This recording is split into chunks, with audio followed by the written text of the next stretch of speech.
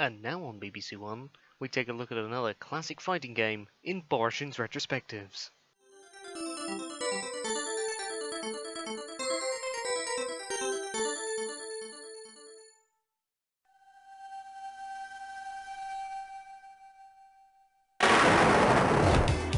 Flying VFR in the total area to Prospectors 2-3. Form ATC on initial contact, received information Delta. Aircraft flying VFR in the total area to Prospectors 2-3. Form ATC on initial contact, received information Delta.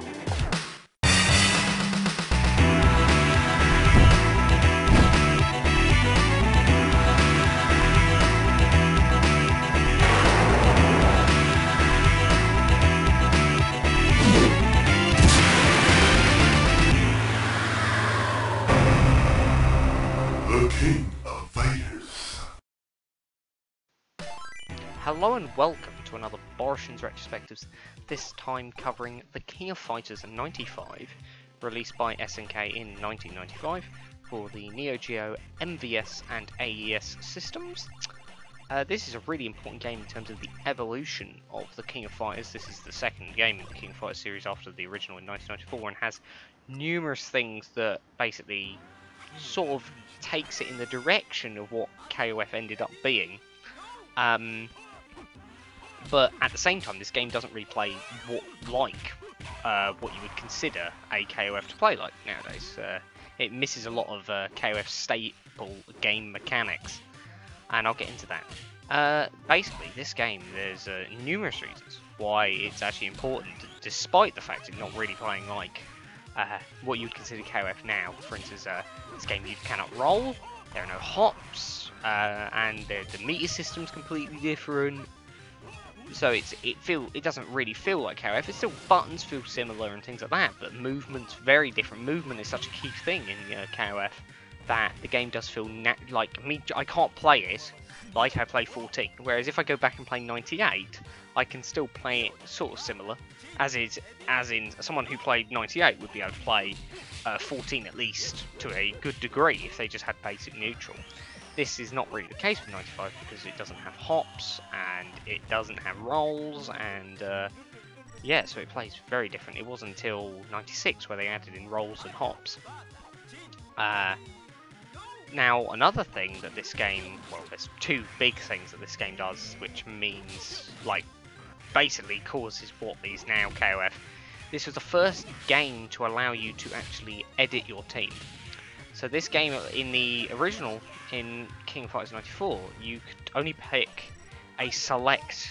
you had to pick a whole team of 3 characters, the actual canon teams of the game. So you had to pick the entirety of Kyo's, main team, so you'd have to pick Kyo, Benimaru, Daimon.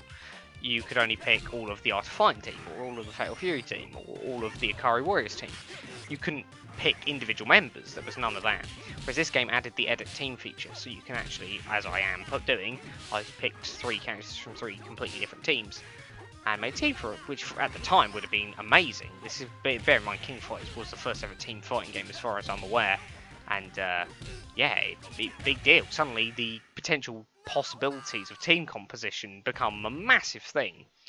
So it's a big deal. And then the second big thing is it introduces the antagonist to Kyo Kusanagi in the form of Iori Yagami, who is now probably one of, if not the most popular King of Fighters character. He's certainly the most popular King of Fighters character in China.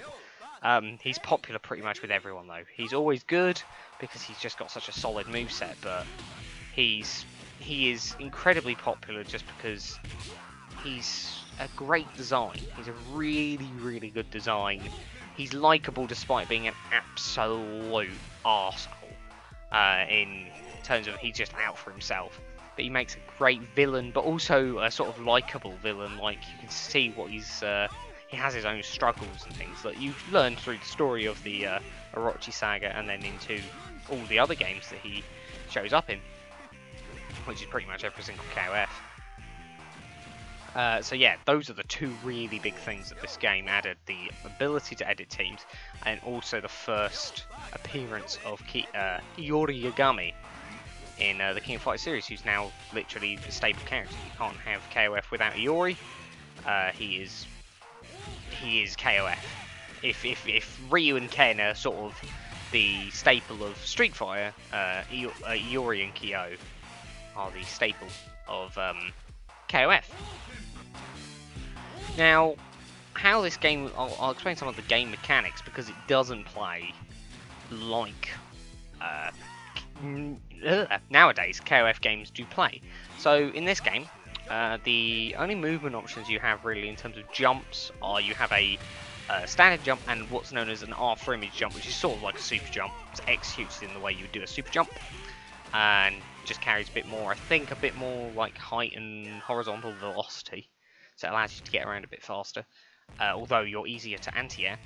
And then you have, instead of rolling, you have dodge, spot dodge, which allows you to just dodge on the spot. You'll see, you would have probably noticed characters doing it already in the gameplay.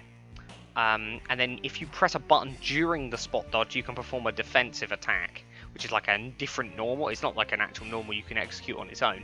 It's just like a poke of sorts. Like, I've dodged your attack. Like, if you dodge something that's particularly quick, you'd probably want to use this because it would allow you to punish it in some way, but you could probably get bigger punishes on slower moves if you just dodged, waited for the dodge to recover, and then you can maybe actually get a proper combo. Now, in this game, it's an early game and has very similar damage values to other early fighting games where combos do a ridiculous amount of damage. That was like one basic combo with Iori, a very basic combo into his Wrecker, and it did half health.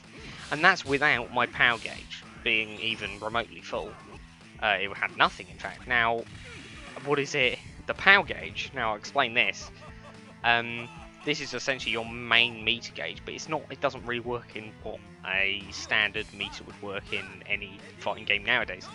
The way you gain it is you can gain a bit by taking damage, but also you can gain it mainly. The main way to acquiesce it is to press A, B, and C all together to perform the charging, which you'll see.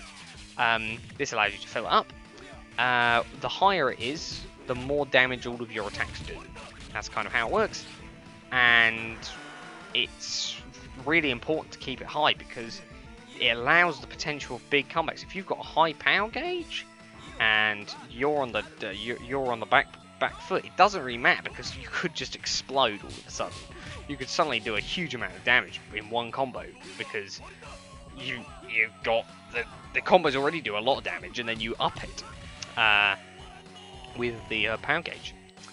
Now, also, you may notice when characters are low on health, the life bar will start flashing. This allows you to perform your desperation move or your super for free without using the power gauge. So the power gauge, when it's at maximum, you gain access to your super.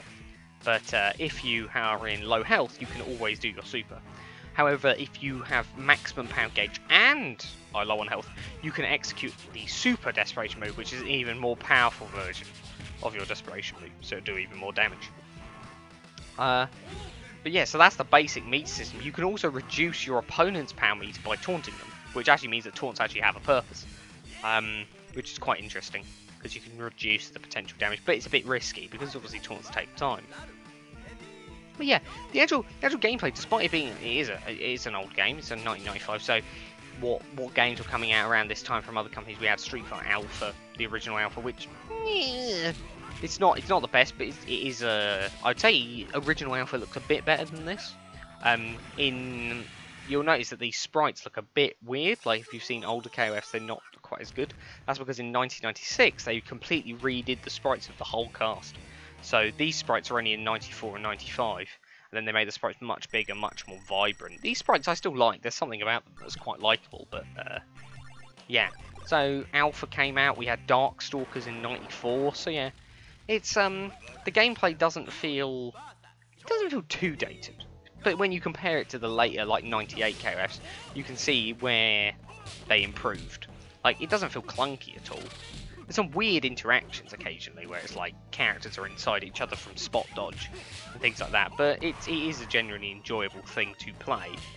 And it's quite a lot of fun just to see how explosive the game is. Like, you could be losing, but then you can come back. But at the same time, that could also be a criticism that it's too easy to come back if you play Well, although I must say, I do like the idea of spot dodge just for the fact that, say you thought that the opponent was going to wake up with like a DP or something, you could literally walk next to them and then just spot dodge as they wake up, and you could avoid a DP and get a full punch. I think that's quite cool, because then it's like you didn't even have to block the DP. You could, it was just an ultimate way of avoiding it. What other things I like about the game? Well, honestly, the music is really, really solid. The backgrounds are really, really cool. All that I love in the older KOFs, how your teams are in the background and they even sometimes interact a bit with what's going on. I love that. There are certain things in like Retrospectives, like I don't think the announcers that great. And I do think fighting games announcers are a big part of fighting games. I think if you have a good fighting game announcer, it certainly makes the game feel more exciting. Compared to later ones, I don't think it's that amazing. What else? Well, also the story of the game. The cutscenes and all of that with Rugal and Saizu Kusanagi, who are... So Rugal, you sort of killed him in 94, but you didn't actually. Yeah, he came back, and he's Omega Rugal this time, so he's even more powerful. And he's brainwashed Kyo's father, Saizu, to fight for him. So this is the first time we've even seen Saizu in the series, and it's quite cool, because it's like there's a connection. And you're like, oh, it's Saizu, it's Kyo's dad. He fights like Kyo a bit, and although there is differences, and it's quite cool. He's a really good little good sub boss before you fight Omega Rugal. Although he's technically part of the same boss fight, because you have to beat Saizu and Omega Rugal in the same like session, as it were. So you can't like, it's not like fight Saizu and then you get your whole team back. You literally start fighting Omega Rugal from where you left off the Saizu fight. But yeah, Saizu's really cool. Omega Rugal's still immensely cheap. The AI in this game is very cheap. If you try to throw any fireballs at them, they just usually spot dodge, instant avoid. Sometimes you'll do a move that they would have to do a very specific counter for, and they do it literally instantly because they're reading your inputs. Nothing surprising, but that's just if you're playing the single player of the game. If you're playing against, actual people, that's not really going to be a problem. But yeah, these cutscenes are really cool. I love this stuff. I think good bit of single player. Like this isn't hard. This wasn't hard, and it makes it feel like the game's got like a world to it. And that's in this sort of this time period of what 1995. There wasn't many games that did that. I think really the leading pioneer of a fighting game story at that time might have been sort of Mortal Kombat. I mean, Street Fighter's story didn't really. It was a bit. Street Fighter story is still to this day a bit wonky, but it's still fun. I still love Street Fighter story. It's still a great time. But yeah, King of Fighters 95. I think it is very interesting, the fact that they ended up changing the game as they moved into the next versions. Is interesting, and I can understand why, because there is some problems with spot dodging and things like that. It's not the most intuitive. It doesn't feel that great to use. So I can understand why rolling an actual movement-based dodge was... and who dodges on the spot? If you dodge in a fight, you usually, like, you could roll out the way or dodge in some sort of direction. So it probably made a bit more sense as well to have some sort of movement associated with the dodge. But yeah, but it is a really important game because it introduced one of its most popular characters. It allowed the ability to edit your teams, which is now the entire thing of KOF. You pick a whole team. Same thing with things like Marvel vs. Capcom. Like, imagine a Marvel vs. Capcom where you couldn't pick, your own team. You had to pick, like, set characters, like Ryu and Ken. That's the team. You can't pick Ryu with Cyclops. You have to have him with Ken. Like, it would suck. It wouldn't be that great. Even though 94 was kind of fun to play, I always hated the fact that you were locked into teams, because I was like, well, why? But yeah, it is a good game. It's a lot of fun, and I hope you've enjoyed another retrospective. I do apologise again, because I do go on these breaks without really realising that I haven't made one in a while, and I didn't realise literally the last one was for the Christmas edition. But yes, I do apologise, and I'm going to probably do a poll for the next game. It won't be another SNK game, I don't think, because I've done quite a lot of SNK games recently. So I'll try to make it something different, something Capcom or something else. But I thank you for watching, and I'll see you next time.